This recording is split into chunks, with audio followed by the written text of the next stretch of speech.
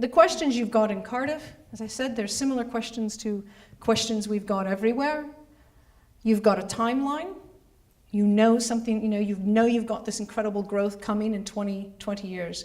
What I said last night to the group was 20 years, that's yesterday, that's past.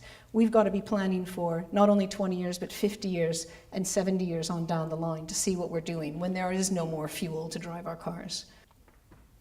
If the city works for them, the little people, and if the city works for the people who have toiled there their whole life, then I would say it works for the rest of us.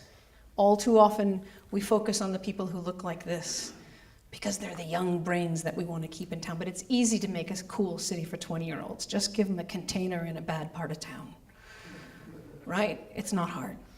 But how do you make it good for the 3-year-olds and the 85-year-olds? If it works for them, that works for all of us. We also go through the folks that were there 20 years ago say, there's too much change. I don't like living here. It's not weird enough for me anymore. It's, too much traffic, too much this. We don't want to approve building permits anymore or build new homes or build new bike lanes.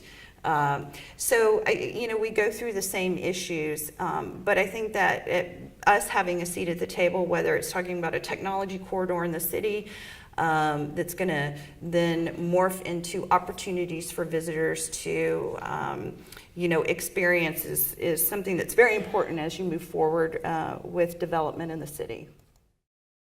In 28 days, we're going to find out what the voice of the people of Belfast. The first time, Belfast people have an opinion. Mind you, sometimes there's a lot of four-letter words in it.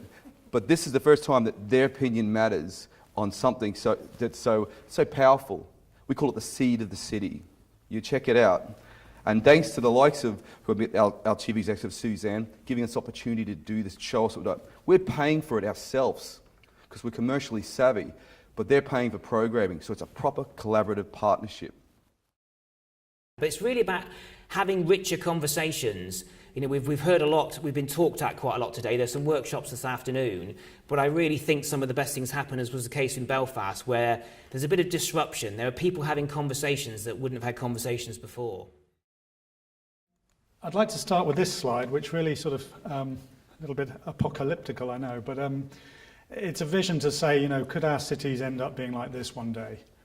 We all hope not, obviously, but if we continue the way we are, and we continue to not really think about our future of our cities, that could possibly be an end result. And I think as architects, and certainly as what we do as a practice, is we need to think about how we design cities and how we make them livable and how we make cities for people in particular.